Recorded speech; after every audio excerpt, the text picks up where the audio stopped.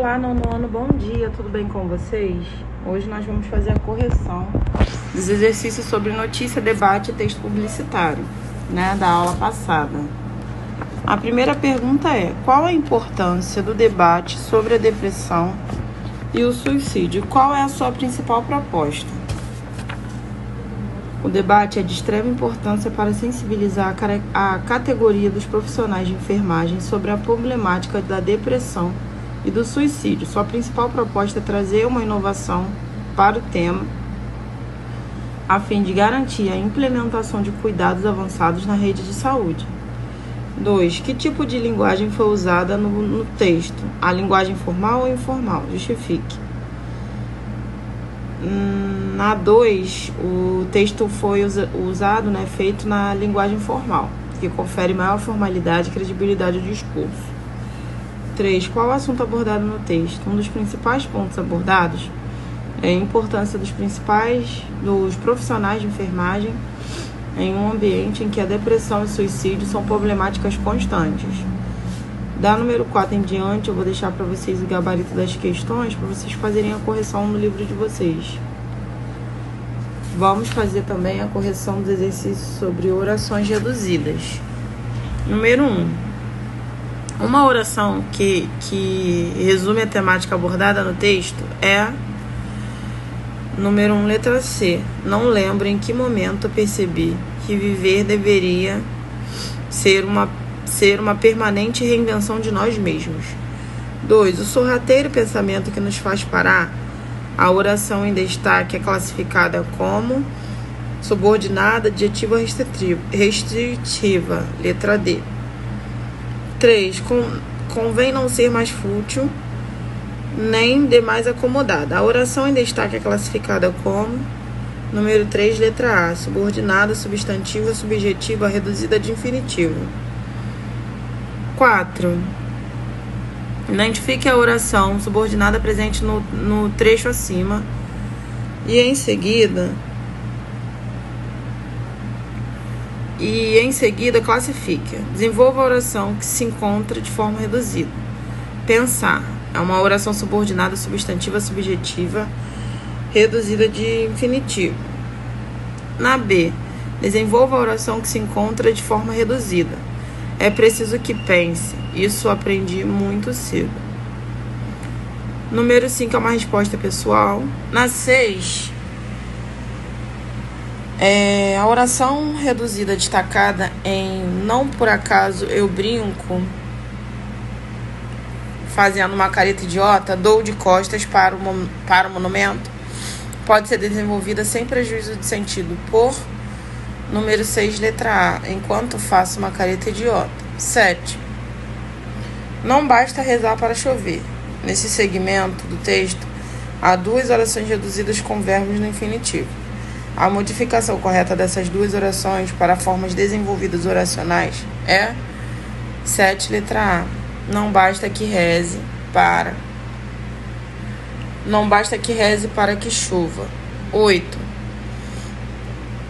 As orações destacadas constituem todas elas orações reduzidas de infinitivo, classificando-se como 8, letra A, adverbiais causais. 9. Sentiu medo de que encontrasse alguém desejado. Oração subordinada, substantiva, subjetiva. Na 9, pede para vocês desenvolverem as orações e classificá-las. Então, na letra A, sentiu medo que encontrasse alguém desejado. Aí vai ficar: sentiu medo de que encontrasse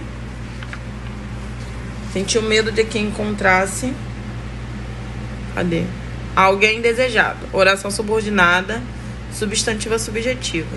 Na B, é preciso solucionar estes conflitos o quanto antes. Na B de vocês, eu não coloquei essa daí, mas tem no livro de vocês. O casal acredita que casará ainda este ano. Aí vai ficar: o casal acredita que casará ainda esse ano.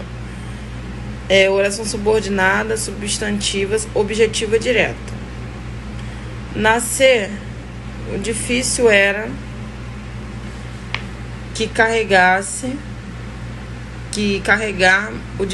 carregarmos esta culpa durante muito tempo. O difícil era que carregássemos essa culpa por muito tempo, esta culpa. Subordinada, substantiva, predicativa. Essa que ficou faltando, que é a letra B, é preciso solucionar estes conflitos o quanto antes. É preciso solucionarmos estes conflitos o quanto antes. Da número 9, tá? Da letra B. Na número 10, a pergunta da número 1, né? 10, número 1. Naquela noite, dei-lhe ordem de viajar imediatamente. Sujeito, né? Na 2, apesar da proibição, urgia comprar as vacinas para os postos de saúde.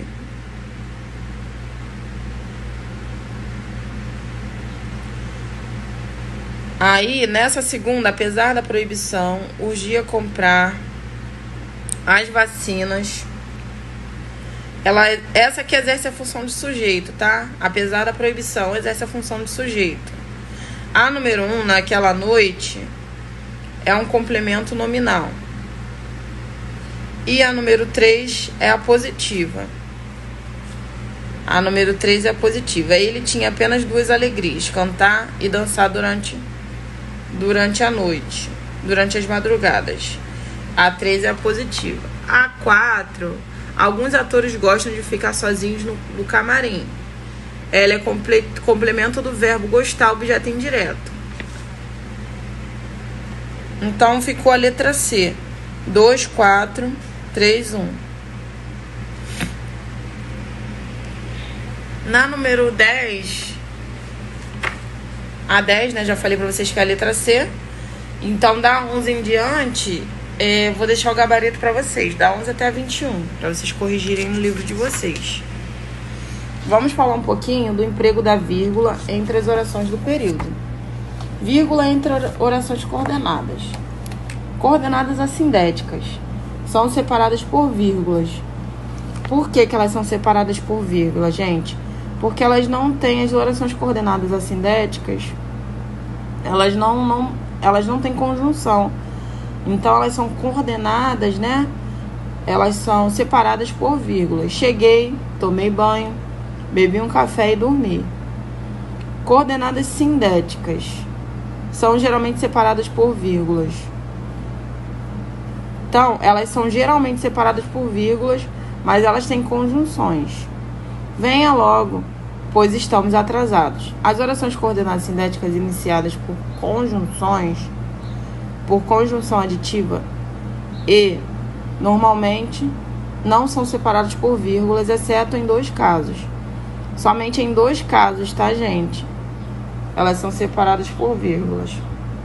Primeiro, é quando as orações são ligadas, né, pela conjunção e tiverem sujeitos diferentes. Por exemplo, o ódio passa e o amor prevalece. São 2 sujeitos, o ódio e o amor. Quando a conjunção e vem repetida inúmeras vezes, constituindo polissíndrome. Falta-lhe o solo aos pés, recua e corre, vacila e grita, luta e ensanguenta, e rola e tomba e se despedaça e morre. Então, tem uma sequência, né? Quando tiver essa sequência, vai utilizar a vírgula, tá dando várias explicações, né? Vírgula com as orações intercaladas. Todas as orações intercaladas devem ser separadas por vírgula dupla, travessão ou parênteses. O problema da escassez de água, disse o presidente, será priorizado durante o meu governo. Tá? Então, elas devem ser separadas por vírgula ou por travessão ou parêntese. Porque é como uma explicação, né, gente? O problema da escassez da água, aí tá explicando que quem disse foi o presidente. Vírgula entre orações subordinadas e a principal. Oração subordinada substantiva. A vírgula, ela não deve ser empregada entre a oração subordinada substantiva e a oração principal. Espero que venha logo. Então, temos a nossa oração principal, espere, e a subordinada, que ele venha. No entanto, a oração subordinada, a oração substantiva positiva, pode vir separada por vírgula ou por 2 pontos. Minha alegria é esta, que meus filhos possam ser felizes. Desejo a você que seja feliz, tá? Então, a oração substantiva positiva, ela pode ser separada por vírgula ou 2 pontos, tá? Na primeira opção, tá com a vírgula, né? E na segunda opção, está com 2 pontos, nesse caso. Orações subordinadas adjetivas. As orações adjetivas restritivas geralmente não são separadas por vírgula. A mulher que é insegura sente ciúmes. É uma oração restritiva. Orações subordinadas adverbiais. O uso da vírgula é facultativo. Quando a oração subordinada adverbial vier após a principal, no entanto, se a oração subordinada adverbial vier antes da oração principal, ela será separada por vírgula. Por exemplo, Luana dormia quando começou o filme. Luana é nossa oração principal e quando começou o filme é a nossa oração subordinada adverbial. Se a oração subordinada adverbial estiver posicionada após a oração principal, no caso ordem direta, a vírgula pode ser dispensada. No caso, se nós virássemos, né? Quando começou o filme, Luana dormia. Então não precisa da vírgula. As mãos estavam cobertas de talco para que não escorregasse na hora da apresentação. Né? No caso, esse exemplo aí. As orações subordinadas e reduzidas, as mesmas regras utilizadas para as subordinadas desenvolvidas valem para as subordinadas reduzidas, como eu falei para vocês. Aí tem um exemplo. É preciso respeitar nossos semelhantes. Então, respeitar os nossos semelhantes é a nossa oração substantiva subjetiva. Lembre-se, não se deve empregar vírgula entre a oração subordinada substantiva e a oração principal, tá, gente? Para aprender o abecedário, recorremos à cartilha, a uma oração subordinada final. A oração subordinada adverbial final foi deslocada para antes da oração principal. Ordem indireta. O uso da vírgula é, portanto, recomendável.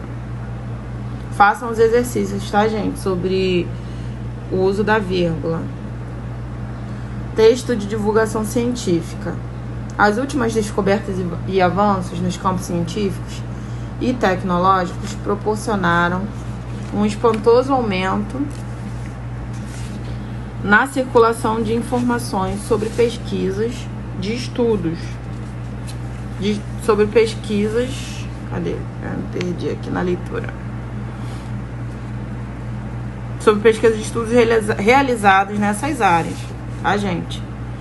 O interesse sobre os progressos feitos pela ciência não ficou restrito aos especialistas e aos estudiosos no assunto, mas passou a despertar a curiosidade do público leigo. Então, gente, o texto de divulgação científica, ele veio para nos incentivar, nos orientar sobre a ciência, né? Porque nós não tínhamos muito acesso.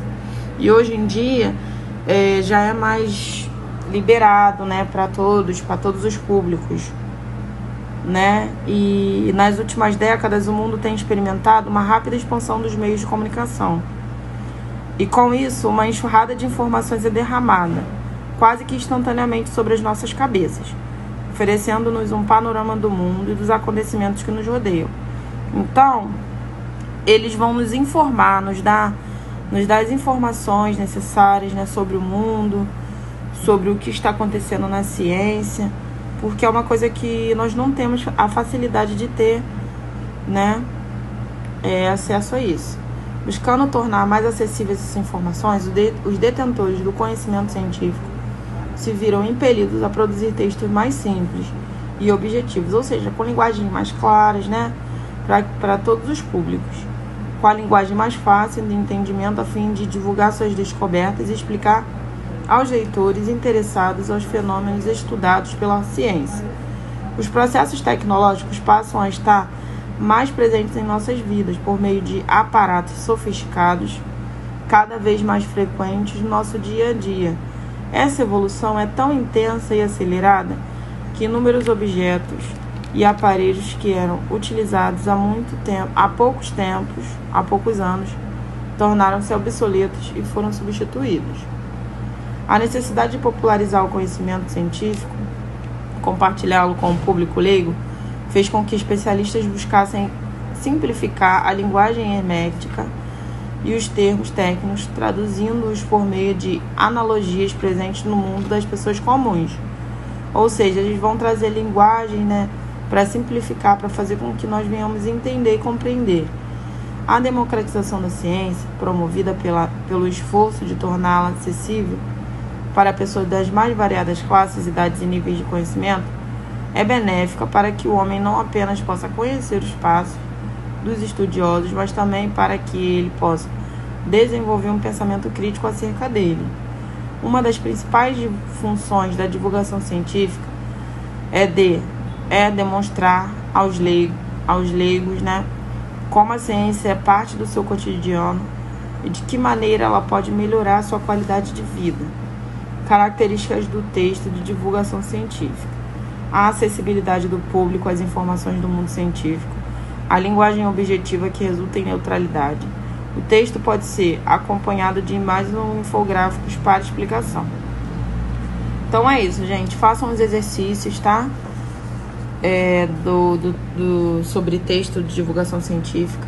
E na atividade de vocês de hoje, vocês vão pesquisar um texto de divulgação científica que tenha como tema central a origem do universo. E depois vocês vão identificar suas principais informações e características. Vocês devem entregar na escola até o dia 16/12, porque vai valer ponto para vocês, tá? Do bimestre. Coloquem o nome e a data que vocês vão entregar. O nome de vocês e a data. Tá bom, gente? Não deixem de fazer a atividade. Qualquer dúvida é só me perguntar. E é isso, gente. Fiquem com Deus e até a próxima aula.